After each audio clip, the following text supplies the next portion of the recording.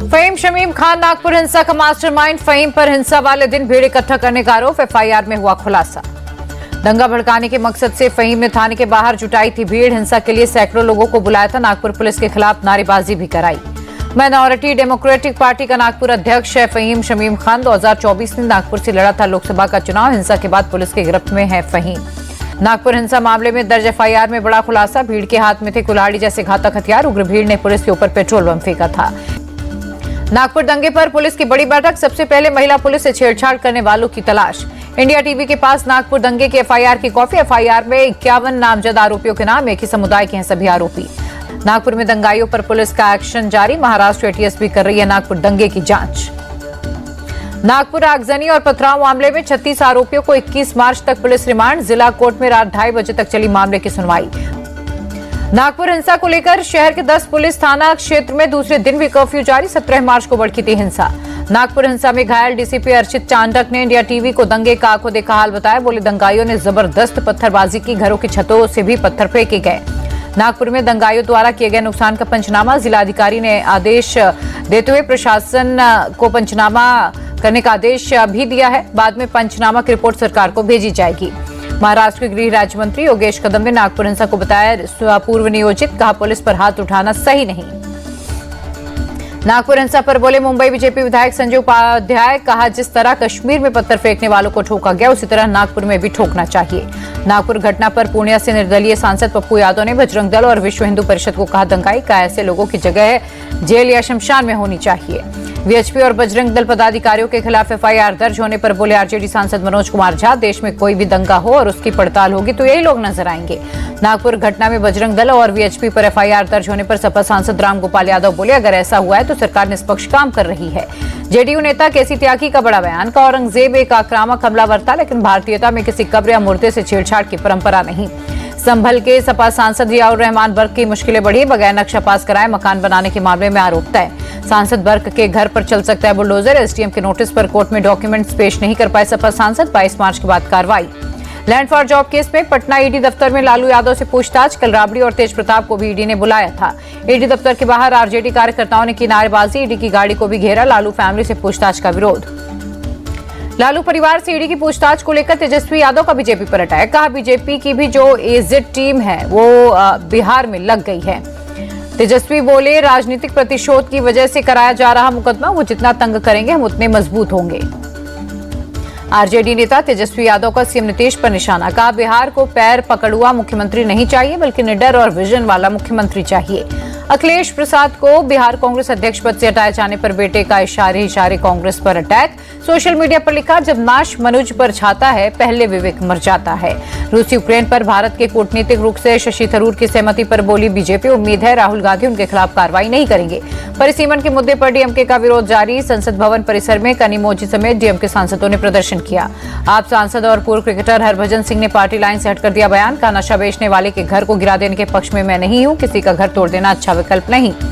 UP सरकार के मंत्री संजय निषाद का विवादित बयान। कहा हम यहां ऐसे नहीं पहुंचे हैं। 7 दरोगाओं के हाथ पैर तुड़वाकर गड्ढे में फिकवाया है। छत्तीसगढ़ मंत्रिमंडल का होगा विस्तार। दिल्ली से लौटे सीएम विष्णुदेव साय ने दी जानकारी। कहा नगर निगम बोर्ड में भी की जाएगी नियुक्तियां। सीएम विष्णुदेव साय बोले 30 मार्च को प्रधानमंत्री छत्तीसगढ़ आएंगे। विकास कार्यों का लोकार्पण करेंगे। वक्फ बिल पर मुस्लिम पर्सनल लॉ बोर्ड के विरोध पर बोले कांग्रेस नेता हरीश रावत। का सरकार को उनके विरोध को गंभीरता से लेना चाहिए। रेप केस में कांग्रेस सांसद राकेश राठौर सीतापुर जेल से जमानत पर रिहा हुए। कहा अगर मैंने गलत किया है तो खुद के लिए कड़ी सजा की मांग करता हूं। भारत दौरे पर माइक्रोसॉफ्ट के पूर्व सीईओ बिल गेट्स। केंद्रीय मंत्री जेपी नड्डा से की मुलाकात। उत्तराखंड में अवैध मदरसों पर एक्शन। अब तक 100 से ज्यादा मदरसे सील। देहरादून जिले में 43 से ज्यादा अवैध मदरसों पर कार्रवाई।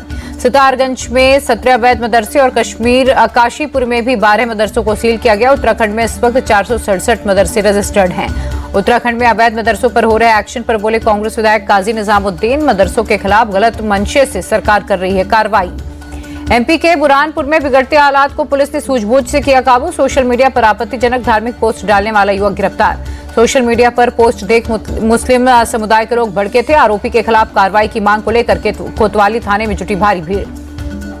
बुरहानपुर कलेक्टर और एसपी कोतवाली थाने पहुंचे। हालात का जायजा लिया। पुलिस बल को लगातार चौकसी बरतने के निर्देश दिए। चंडीगढ़ से हमीरपुर जा रही बस पर मंगलवार की शाम 6:50 पर हुआ हमला। सफेद रंग की एक कार ने बस रुकवाई।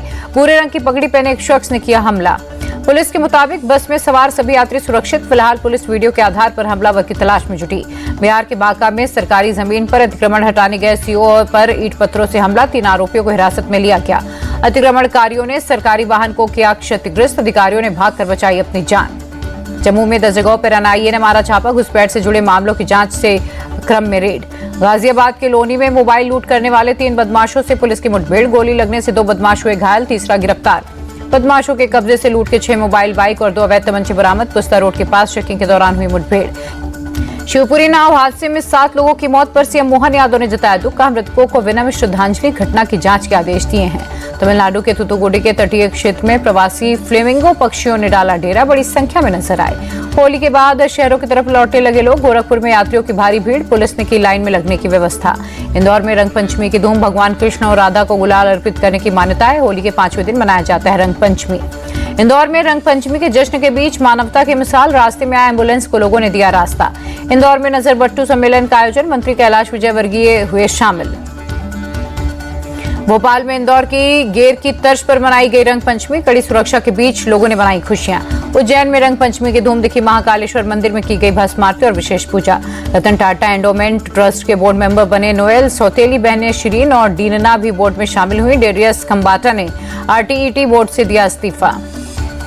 फिजिक्स वाला ने गुपचुप तरीके से आईपीओ के लिए किया आवेदन। 4,600 करोड़ रुपए जुटाने की तैयारी है। गूगल ने 2.7 लाख करोड़ रुपए में विज को खरीदा। गूगल की अब तक की सबसे बड़ी डील। क्लाउड सिक्योरिटी बिजनेस में माइक्रोसॉफ्ट को देगी टक्कर। मारुति के बाद टाटा और किया ने भी बढ़ाए दाम। कंपनियों ने 3 से 4% तक कीमत बढ़ाने का ऐलान किया। मैन्युफैक्चरिंग कॉस्ट बढ़ाने से बढ़े दाम।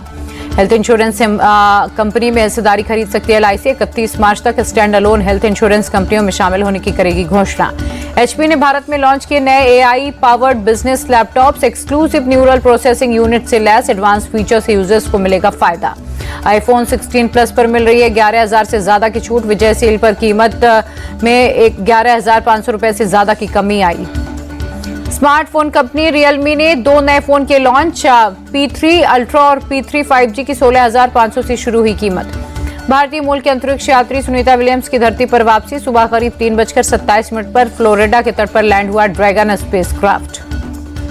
SpaceX क्रू 9 से अलग होने के बाद पैराशूट के सहारे समुद्र में उतरा कैप्सूल। आज सुबह 3:27 पर फ्लोरिडा के तट के पास स्थित समुद्र में हुई स्प्लैश लैंडिंग। करीब 1 घंटे तक समुद्र में तैरता रहा कैप्सूल के अंदर रहे सुनीता समेत 4 एस्ट्रोनॉट रेस्क्यू करने के लिए पहले से ही समुद्र में कर्मी बोट पर सवार थे। सुनीता और दूसरे एस्ट्रोनॉट को समुद्र में तैरते कैप्सूल से करीब 1 घंटे बाद रिकवरी पोत मैगन पर चढ़ाया गया। बोट से रस्सी के सहारे कैप्सूल को बाहर निकाला गया।